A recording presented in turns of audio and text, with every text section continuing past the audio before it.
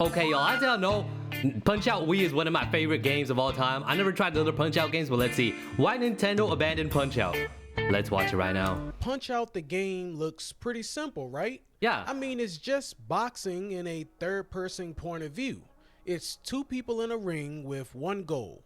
Punch Knock the other guy out before he punches you. Easy, right? Yeah. Wrong. What? Punch-Out was not easy, and it turned millions of players into frustrated detectives searching for tiny clues to win a fight.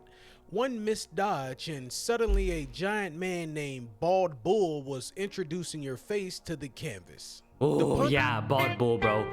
If y'all don't know, Bald Bull has a move where he can instant KO you, and it's bad, bro. It's bad. If you don't know how to counter it, you're low-key cooked. There you go, boom. Punch-Out series did become one of Nintendo's popular franchises. Yeah. Then it just slowly faded away. I mean, gameplay-wise, it's like fairly simple, right? You just got a couple of basic mechanics and stuff, but it is truly hard. Like it's not complicated, but it's hard if it makes sense. And today, many younger gamers barely know it exists. So if it was so popular, dude, people be saying like, "Oh, Little Mac from Smash," but they don't know Little Mac is from a game called Punch-Out, bro. Like it's a shame, really. Then what happened? Yeah. Well, let's step into the ring and find out. The story begins in arcades during the early 1980s. Right. Nintendo was already finding success with games like Donkey Kong. The company wanted another hit and decided to try something different. The original Punch-Out arcade machine arrived in 1984, and it was a big hit right away. Oh. See, most arcade cabinets had one screen. Punch-Out had two. Damn. Players looked at a pair of stacked monitors. That was probably revolutionary for its time, by the way. But oh yeah, and also I think boxing was pretty big back in like those times, right? Showed the action while the other displayed information and animations. Now, at the time, this felt futuristic, but it also felt hard. Yeah. Yeah, the game was not easy at all. The opponents were big and every fighter had a unique personality. And most importantly, you had to actually learn patterns and timing instead of just mashing buttons. Then Nintendo delivered the version that most people remember. Mike Tyson's Punch-Out. In 1987, Punch-Out landed on the Nintendo Entertainment System. And it was Mike Tyson's Punch-Out. This version introduced a small underdog boxer named Little Mac. Now, Little Mac wasn't intimidating, he wasn't huge or muscular. He looked like a kid who had got lost on his way to soccer practice. Yeah, basically. But that made him easy to root for because, hey, we all love the underdog, right? Yeah, facts, bro. Look at this. He's fighting a drunk-ass, old-ass man, Piston Hondo, Mr. Sandman, I'm guessing that is. This big-ass dude named, I think his name is fucking Hippo something. Mr. Hippo, maybe? Something like that. This guy don't even seem like that much of a threat. Glass Joe, yeah, whatever. But yeah, essentially, all these guys are like way bigger than Little Mac, so. You guided Mac through a lineup of unforgettable opponents. Yeah. There was Glass Joe, who seemed allergic to winning. There was King Hippo, whose stomach was somehow both a weakness and a shield. There was Soda Popimski. I'm not sure if I'm saying that name right, but he punched like he was late for an appointment. Dude, Soda Popinski punches like he beats kids for a living, bro. I'm not even gonna lie, bro. He's an expert. I'm saying that name right, but he punched like he was late for an appointment. Every opponent like an abusive felt father, bro. Every fight felt like a puzzle. And what I mean by that is you weren't simply boxing, you were studying. You were watching the animations and you were memorizing everything. You learned exactly when to dodge and exactly when to counter. Yeah, that's what makes it so great. It did feel rewarding. Yeah. I remember playing this game as a kid and telling myself I could beat a boss if I just tried one more time. Yeah, that's how they get you. I would still be saying one more try. That was just Punch-Out energy. The game sold millions of copies and became one of NES's biggest hits. Yeah. The players loved it, critics loved it, and Nintendo had a hit. Back then, many games became popular because they were flashy. Punch-Out became popular because it was satisfying. Yeah, it's like simple mechanics, right? And like it just gets you so far too, because like there's a bunch of characters with different mechanics, you know, different little styles, and you just have the same basic one too, right? And I think the Star Punch, I'm not really sure if the Star Punch was available in the first games, but yeah, it's like really cool, honestly. I really like it's like fabulous game design, honestly.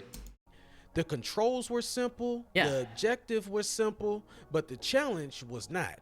And every loss taught you something. It's simple When but hard. Bald Bull charged across the ring, you learned to watch carefully. When Mr. Sandman knocked you out, Oh, that you is Mr. learned Sandman. that timing mattered. Yeah. See, the game respected player skill. If you failed, you usually knew why. And because of that, it made victories feel earned. The characters also played a huge role. And let's be honest, nobody remembers Punch-Out because of realistic boxing simulation. People remember the weird boxers. Now, by the late 1980s, Punch-Out was one of Nintendo's most known franchises. The series even received merchandise and Ooh. appearances in other media. Bro, King Hippo looking rough, bro. And Little Mac, that don't even look like Little Mac. That looks like Little Sam, bro. That looks like a Sam right there. Not my Little Mac, bro. Hashtag not my Little Mac. Little Mac became a Nintendo character people recognized right away. And for a while, everything looked great. But then the gaming industry changed, and it changed fast. The 1990s arrived, and technology improved. Players now wanted bigger adventures, so games became larger and more cinematic. This was the time that genres exploded in popularity. Fighting games were taking over arcades, Ooh. platformers dominated consoles, the GOAT. role-playing games became massive, and Punch-Out now faced a problem. Its formula had barely changed. The puzzle boxing gameplay, yeah, it was still fun, but it just wasn't evolving as quickly as other franchises. Then Nintendo released Super Punch-Out for the Super Nintendo in 1994. Okay. It was a strong game. Many fans still got love for it today. Now the graphics looked better, the animations were smoother, the opponents remained entertaining, and yet something felt different. The cultural impact wasn't the same. The gaming market had become crowded. Competition was everywhere. Players now had countless options. Who is that? And at this time, a great game was no longer enough to dominate attention. No, here's the thing though. Like, it looks cool and all, but first off, that is not Little Mac, bro. I don't know who the hell that is. Also, who are these other characters, bro? Honestly, like, I don't know. Something about it just how do I explain this? I think one of the main factors of that game in particular was that Little Mac was not the main character, because you're not gonna tell me this is Little Mac, bro. This is not Little Mac, bro. This fucking, I don't know, Patrick. Yeah, that's Patrick. Yeah, that's Patrick, bro. That's not Little Mac, bro. Then came a long silence. Years passed by, but no major Punch-Out games appeared. Nintendo was focused on bigger franchises, Like Mario. games like Super Mario 64, a game that changed platform gaming. The Legend of Zelda: Ocarina of Time became legendary. Pokemon Right. Red and Blue was blowing up worldwide. Meanwhile, Punch-Out struggling to compete for attention. Now, the franchise wasn't bad. No, not at all. Yeah, that's the same thing that happened to like Mega Man in like later times, right? It was like revolutionary in its time, you know, it was like super cool and all. But then like there was no formula to evolve, right? And like all the other games got like more like cooler graphics and like cooler stories and like other stuff, and like well, not stories, but you know, like Final Fantasy, like, you know, stuff like that, right? And it's a real shame because it's a really good game. Like, people just sleep on it now. It was simply overshadowed. But then something surprising happened. Nintendo brought Punch-Out back. Yeah, Punch-Out Wii. In 2009, That's the one I played. Punch-Out launched on the Wii. Yeah. Longtime fans were excited about this. The reviews were positive, and the game captured much of what made the original special. And most important, Little Mac returned alongside classic opponents. Yeah, that's the game was a really beautiful good, game, bro. and the gameplay remained addictive. For longtime fans, it felt like a dream. Like, finally, Punch-Out was back. But the comeback never became a full revival.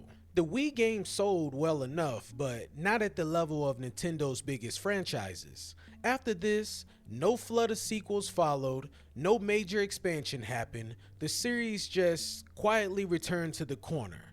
Yeah. Now, there are several factors that contributed to the franchise's decline. The first being the formula remained niche. Yeah. Meaning, many people did love Punch Out, but also many others saw it as a pattern memory game, and that kind of limited the audience. Second, Nintendo owns many giant franchises, and when resources are limited, it's hard to compete with Mario, Zelda, Pokemon, and other big series. Third, boxing itself lost some mainstream gaming appeal. Yeah, because I heard it used to be like super big, like back in the olden days, bro. But nowadays, like, I don't know, it's rare for me to like talk to about boxing to some people or anything.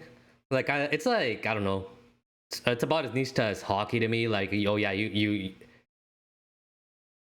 it's about as niche as hockey to me, to be honest. Like, you know it exists, you know people do it, but you don't really talk about it or like watch it or think it's like all that much, like all that cool and stuff. Like, respect to boxers, bro. They do a lot, but at the same time, like, I think I'd rather just like, I don't know, watch a VTuber or something, as lame as it sounds, but it is what it is, man. Now, we know sports games evolved, combat games evolved, Yeah. but good old Punch Out remained unique, but also difficult to categorize. It really existed in its own little space. Now, don't take that the wrong way because that's both a strength and a weakness. And finally, the series didn't Yeah, that's the reinvent main one. itself. Because, see, many successful franchises survive because they adapt. Meanwhile, Punch Out mostly stayed the same. Now, I mean, that's the thing though. You can't really change it that much without losing its identity. Like, it's known for like fast, simple controls and like fast reaction time. And if you change that, well, there's not really much. That's not gonna be Punch Out anymore. fans appreciated that, but new audiences sometimes wanted more. And at the end of the day, Punch Out's fall wasn't caused by failure. The gaming world simply moved in different directions. Yeah, that's the thing though. Like, even in content creation, right? You could be like the coolest guy ever, but like if your video isn't recommended to the right audience, or like if you just don't capture the right audience that likes your stuff, you're just not gonna blow up, right? And it's the same thing with Punch Out, bro. Honestly, I think it'd be nice to have a new game, right? But I understand it if there wasn't. But it is a real shame because it's one of my favorite games, to be honest. But yeah, that was Punch Out Wii. What was it called again? By Nintendo, by Punch Out. And yeah, thanks for watching. Like and subscribe. Bye bye.